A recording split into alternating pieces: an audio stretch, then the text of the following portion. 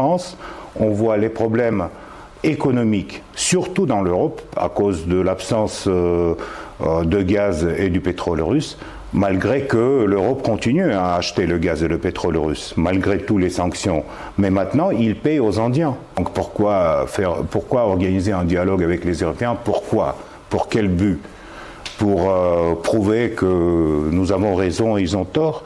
C'est eux qui ne veulent pas le dialogue, c'est eux qui entendent des sanctions contre la Russie. Avoir le dialogue avec le plus grand pays de l'Europe, la Russie, c'est indispensable pour un petit morceau de l'Europe qui s'appelle l'Union européenne.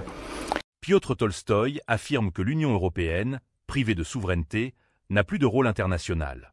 Il dénonce son hostilité envers la Russie, rendant tout dialogue impossible. Selon lui, seule une future génération de dirigeants européens pourra reconnaître l'importance de la Russie et rétablir des relations équilibrées. Donc Inde achète le pétrole et revend à l'Union européenne. Si c'était le but de sanctions, il est bien abouti, hein, ça c'est bien fait, bien joué.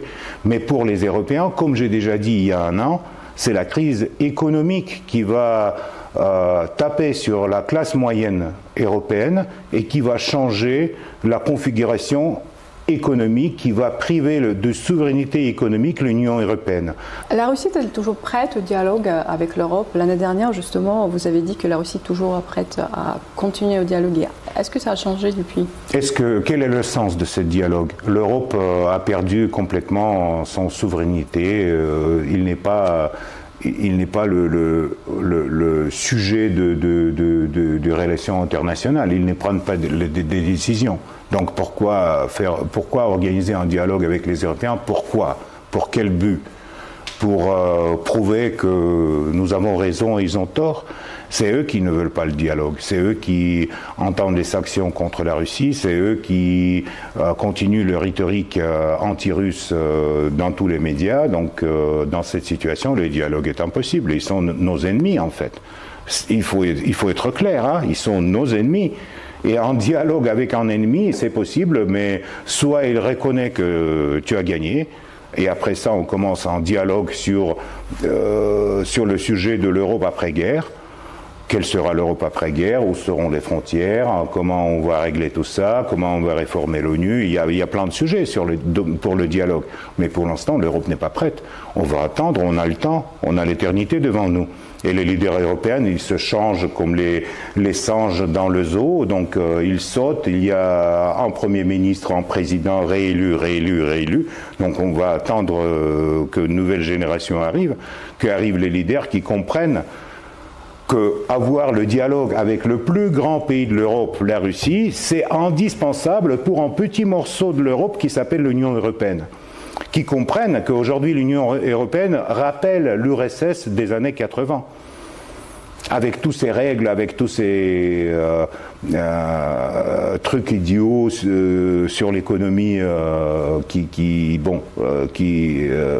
demandent des différents pays de changer leur vie, leur tradition, leur histoire et tout ça. En fait, nous sommes conscients qu'on a beaucoup des amis, on a des gens qui comprennent la valeur, en fait, qui comprennent la nécessité d'alliance entre l'Europe et l'Europe occidentale et la Russie, et qui connaissent l'histoire, l'histoire des guerres en Europe, qui connaissent la culture russe, etc. La culture russe et la Russie, ils sont toujours là, hein. On n'est pas disparu de la carte. Mais en fait, aujourd'hui, dans les sociétés occidentaux, on impose aux gens qui aiment la culture russe, qui aiment la Russie, on les impose de condamner la Russie, de sortir avec un drapeau ukrainien, de faire des discours en faveur de l'Ukraine. On comprend tout ça. Mais cette situation, il n'est pas normal. C'est pas normal ni pour la démocratie, dont on parle beaucoup en Europe. C'est pas normal pour n'importe quel pays, mais surtout pour la France, qui a une tradition historique de l'amitié avec la Russie, qui a des racines, quoi. Que pensez-vous de cet entretien avec Piotr Tolstoï, où il exprime une critique acerbe de la situation politiquement actuelle entre la Russie et l'Union européenne? Selon lui, l'Europe a perdu sa souveraineté et est devenu un simple spectateur dans les affaires internationales, incapable de prendre des décisions indépendantes. Il soutient que la politique européenne est aujourd'hui dominée par une rhétorique anti-russe et par des sanctions, ce qui, selon lui, rend toute forme de dialogue impossible.